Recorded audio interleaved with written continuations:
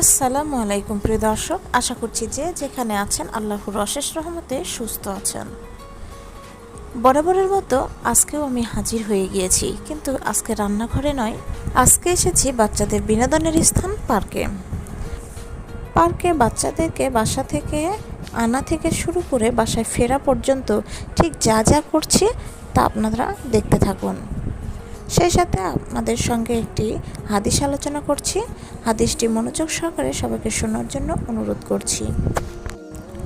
রাসূল সাল্লাল্লাহু আলাইহি ওয়াসাল্লাম তিনি বলেন, যে ব্যক্তি অনেক বেশি পাপ করে ফেলেছে আর সে যদি পাপ থেকে মুক্তি পেতে চায় তবে নামাজ পড়ে সে যেন তার নামাজের স্থানে বসার প্রতি গুরুত্ব দেয়, যাতে ফেরেশতারা তার প্রতি বেশি বেশি দোয়া ও ক্ষমা প্রার্থনা করতে পারে।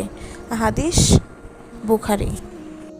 ভিডিওটি ভালো লাগলে অবশ্যই একটি লাইক দিয়ে চ্যানেলটি সাবস্ক্রাইব